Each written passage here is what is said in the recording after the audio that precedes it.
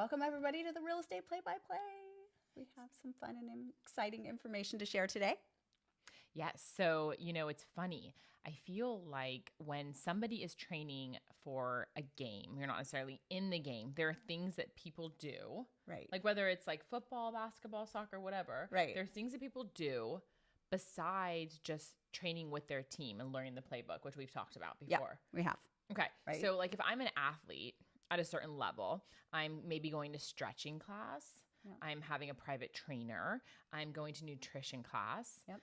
You take all these things seriously. Right. Just like in real estate, right? So if the game is during the real estate transaction, so you're either buying or selling, there's all kinds of things that you need to know either before or after the game. Yeah. And I think we just call it, what were we going to call it? Off the field? Off the field. Off the field. We need to trim that a little bit. Okay. So off the field, there is all kinds of things that you need to know just generally about real estate, owning a home, kind of all of those related areas. Yeah. And I will say the one area that we're going to chat about right now, I get the question a lot and I will refer them to Danielle. And so this ends up being a big part of my daily work. It's generally condensed to a couple of times a year, but one of the services that we offer to our clients, which I feel like is a kind of unique service that we offer, most lenders with regards to property taxes, or most mortgage brokers, I should say, just kind of direct you back to the 800 number where you pay your mortgage and say, deal with them. I try to take a little bit more, involved approach with our clients, because the topic of real estate taxes gets really, really, really confusing. Yeah. I figure if I'm getting confused, and I have 24 years of just intensive experience with this, that I can't imagine them trying to navigate it on their own. So I really want to dive in today on the topic of property taxes, impound, escrow accounts, all of those things, and break down kind of what our buyers and sellers need to know with regards to property taxes. Okay, so I think the basic question is, what is a property tax and how is it calculated? Yeah. So property taxes, every state handles property taxes differently. So I'll preface this by saying we are talking about California property taxes. And so generally speaking, in California, property taxes are assessed based on when you buy the property. So that's not always the case. In some other states, the property taxes just kind of stay with the property, and then the county or city reassesses them as needed. With California, every time you buy a house, the property taxes are reassessed based on your purchase price. So there's like a base property tax assessment of about 1%. And then there are additional items that get added, things like library taxes, sewage taxes, school bonds, all the kind of extra stuff that people have voted for. Right. Yeah. It's all stuff that gets voted in and incorporated into the annual tax bill. So in California, from a lender's perspective, we always calculate property taxes based on 1.25% of your purchase price annually. So if you buy a house for $1 million, your property tax bill will be $12,500 a year. Okay. That's not true. That's not the right math. That would be 1%. I just went with it. Yeah. We got to start over on that. Okay. I got to start over on that. I got to know the right number. Okay. Hold on. We're going to start over on that. It's a shot. It does it to us every time. Yeah, I can't do math. No, I was right. Shit. Okay, forget all that. Property taxes will be $12,500 per year. So that's the rough number that lenders are using when they qualify you for a mortgage and when they set up your escrow or impound account. So what is an escrow or impound account? This is where it gets super confusing for buyers, and it's almost unfair that we have all this terminology. I would totally agree. Yeah. It's really... And my background is lending. Before I was a realtor, I was in lending. So I understand it, and I still have trouble communicating it to buyers sometimes because there's so many intricate it's so details. Confusing. Yeah. So let's start with just the word escrow. So escrow is the company that handles the transaction, that handles all the like financial aspects of the transaction. But the word escrow account is also used as well as the word impound account. So they mean the same thing. If you hear either one, they kind of mean the same thing. And it's the account that the lender establishes to collect your property taxes on your behalf. So escrow or impound account, they're the same thing. Depending on the loan type, it's an optional thing to have included in your loan. You don't have to have an escrow or impound account in most cases. There are some loan types like FHA that do require it. But generally speaking, it's optional. I always recommend that our first-time home buyers set up an escrow account. Okay, why? So property taxes in California are due twice a year. Okay. So they are due, here's where it gets super crazy, right? So they are due in October, delinquent by November, due again in February, delinquent by April. So the way that I remember that, I've been using it for years, is the acronym no darn fooling around. Wait, say it again. No darn fooling around. Say it again. Due in November, delinquent December, due in February, delinquent April. Okay, you guys so those got are kind that? of your, you don't have to know that. But that's a good acronym though to remember it. No darn fooling like around that. with your taxes. Yeah. So you need to be prepared. If you do not have your lender collecting an escrow account, you need to be prepared to make a 6-month property tax bill twice a year. Right. Okay, so if we're talking about a $12,500 bill for the year, you're talking about $6,250 twice a year. It's delinquent by December 10th. That's right before Christmas. It's so hard, right? Because you're buying gifts for people. Totally. You're trying to budget that, and then you're trying to take care of property taxes and put money towards that. And then again, it's delinquent again in April, income tax season. Right. So if you don't set up an escrow account, you have to pay those 2 bills on your own. Those are pretty big bills. When you say set up an escrow account, what does that mean? You're not paying those 2 times a year, you're paying them. Right. So when you set up an escrow account, you are essentially creating a savings account that the lender controls. So the lender is going to collect 1/12 of your total annual expenses each month with your mortgage payment. So it's basically spread out over a year, as opposed to paying 2 payments. And when do you set up this impound account? So generally you want to set it up when you buy the house. And so when you set up the account, the lender is going to collect some money up front as part of your closing costs. Okay. And that's a question that we get all the time too, is, why is the lender collecting 4, 5, 6 months worth of taxes? They're putting it into the escrow account now so that each month they collect 1/12 and then they have enough to pay it when it becomes due. So how much they collect up front depends on how close you are to when the tax bill is due. Okay, and so let's say you set up the impound account, and so every month it's automatically coming out. Yep, it's just part of your mortgage payment. Okay, let's say 2 or 3, 4 years down the road, it's gone up. Property tax has gone up because more people have voted for bonds and this and that. So it goes up. How does that money keep on getting filtered in? Every year the lender is going to do what's called an escrow analysis. Okay. And they will review how much is in the account, how much the annual expenses are for the year, and they will adjust your payment. So usually when I get calls from a client who has been closed for a year or two, and they say, hey, my monthly payment changed. Like, I thought I had a 30-year fixed rate loan. I go, you did. You do. Nothing on your mortgage has changed, but your property taxes and or your homeowner's insurance has adjusted. Got it. Okay. Right? And so they will adjust your payment.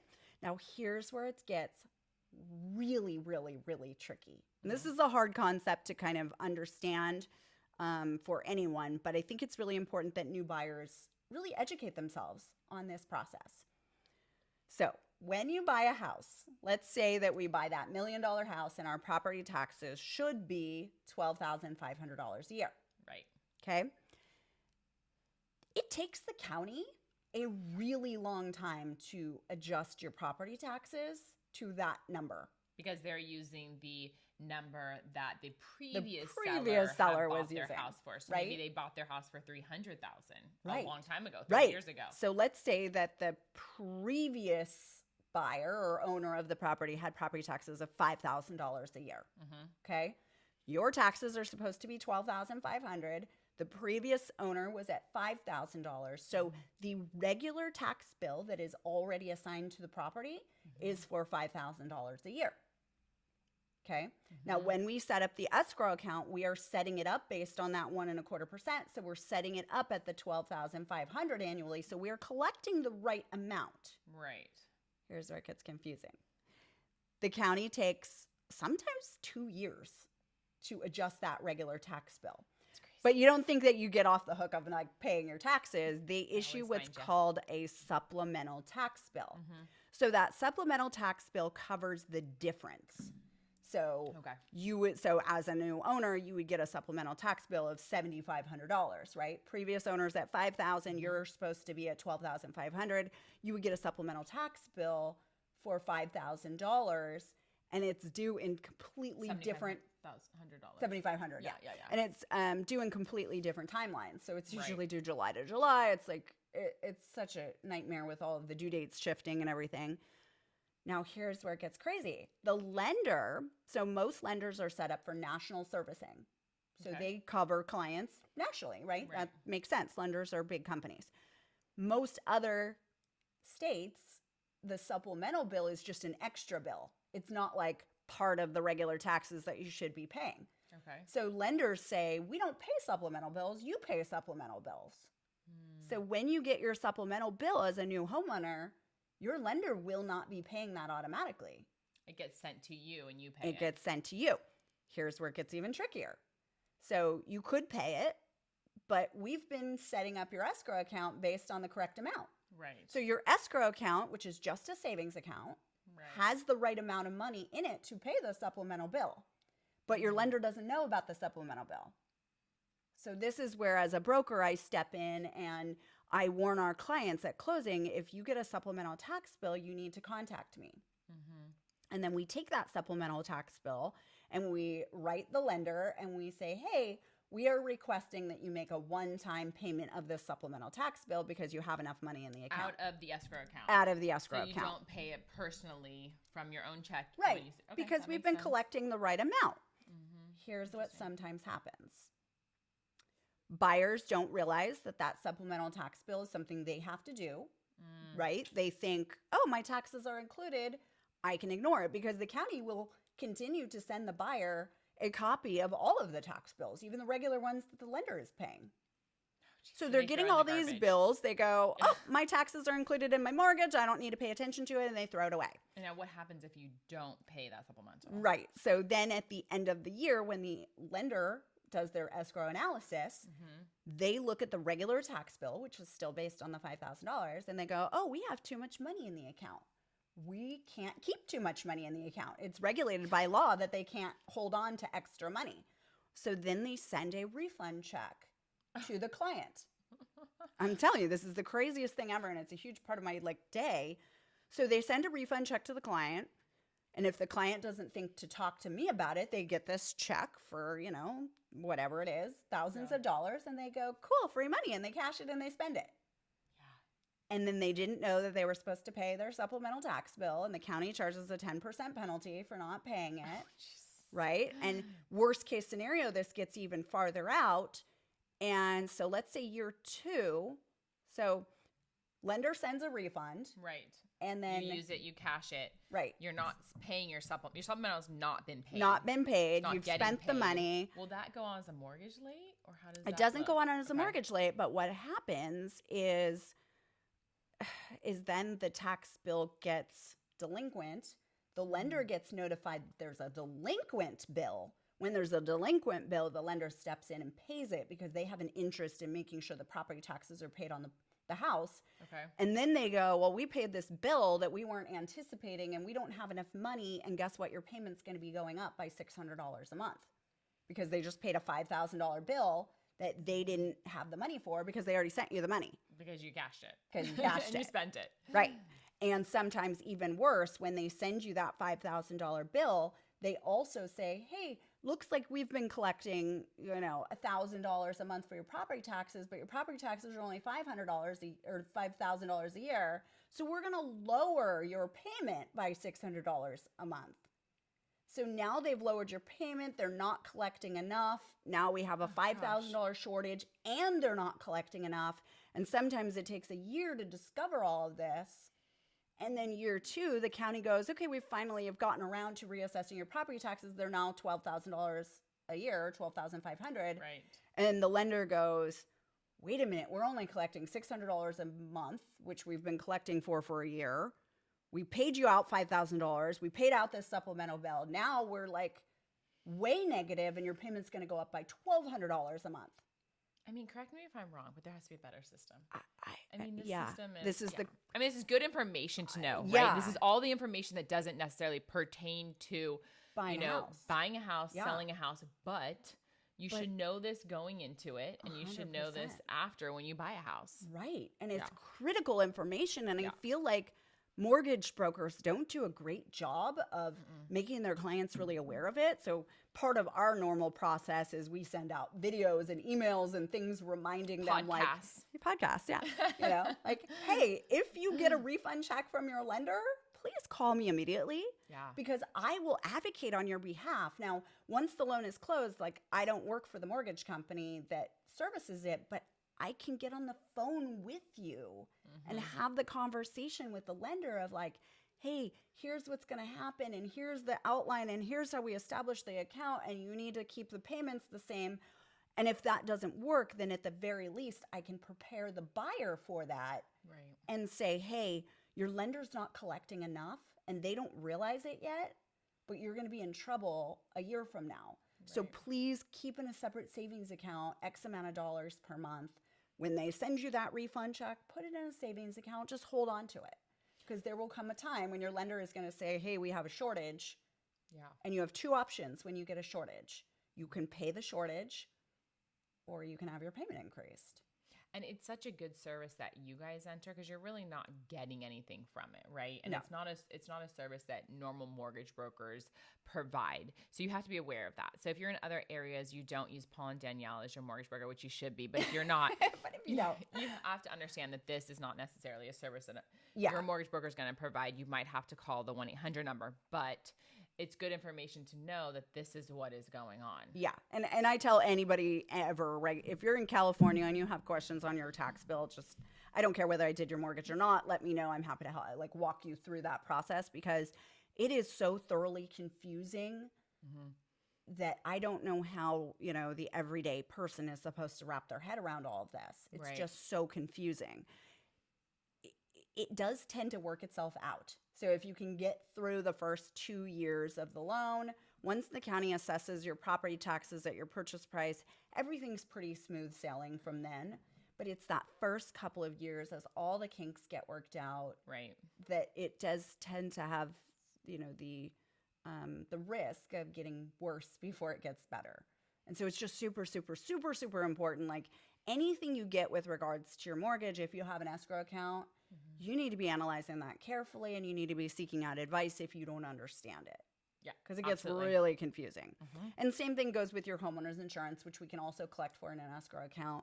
If you're making changes to your homeowner's insurance, you need to be aware that that can affect your escrow account, right? Because they've been collecting an amount in the past based on the past amount. If those amounts change, it takes a while that they may have been collecting the wrong amount in the past, right? So all of those things are super, super important. I think that's a little bit overwhelming with regards to the amount of information on property taxes and supplemental bills, but it's really important that people know it and just know, like, if you get a check, that's not necessarily a good thing. If your payment changes, that's not necessarily a good thing, and you should be watching. If you're on auto pay, you may not even notice that your payment has adjusted. Right. And so people need to be paying attention to that. And then just, any tax bills that you get, supplemental bills are not paid automatically by the lender. Yeah, there's a process you have to go through. This is all great information, super useful information. And again, it's just one of those things where you're going through the escrow process. It might not be directly involved in the escrow purchasing or selling a house, but information outside that is definitely going to help you. Right. So the other topic that I wanted to just briefly talk about was Prop 19, which does affect property taxes. And we won't go in depth on that, but just generally speaking, it's important for people to know about Prop 19. Prop 19 allows somebody who's 55 and older to transfer their tax base. So that's huge. If somebody's considering selling and they're over 55 years old, there are options to move over your tax base so that you don't have increased property taxes. Right. Right? So that's huge, right? If you're considering like buying a new house and you have property taxes of $5,000 a month, having that refactored to the 12.5 or whatever it is would be a big consideration. But there are ways that you can transfer that tax base and keep your old tax rate while buying a new house. And those are great things that you could talk to your mortgage broker about, or you can talk to a tax person too. Yep. You know, when you're thinking about buying or selling, you know, consulting a tax person and finding out different options or ways to save on your taxes, like you said on Proposition 19, are great avenues to just look into because you just don't know. Yeah. And I think a lot of people, you know, put off selling, or, you know, they go, well, I can't sell because my taxes are so low. There are ways to get around that, which is really cool. Absolutely. And quick question for you. So on the Prop 19, does that matter where you move? Can you carry that with you? Some counties participate in it, some don't, but generally you need to stay in the state, right? Because it's a California property tax thing. And there are limits on how much you can move over. So I believe the limit is $1 million over your current assessment. Okay. So okay. you have definitely to, things you have to to look do some into. digging. You want a tax person involved in all of those things, but it's a really cool option for somebody who, you know, especially people who like want to downsize and things like that, right? But have property taxes that are super low. Absolutely. You know, that can outweigh things if they had to go to the current tax rate. So yeah, especially in like our type of market here in California where house prices have gone up so much. Yeah. It'll afford them to maybe get into single family home where they're not having to pay a larger property tax. Right. Yeah. So they can keep their same tax rate against the new property, which is really, really cool. So yeah, lots of things regarding Prop 19, but that's a whole topic for their tax person, really, because there's so many intricacies on that one. But I think that's it for property taxes. It's a little bit overwhelming, but so much information. But it's super important really that good people know that, and know that, you know, even after or before you buy, you need to be educated on how the game works and, you know, all the extras that you need to put into things. Yeah, absolutely. Okay, real estate play-by-play. Cheers. Supplementals.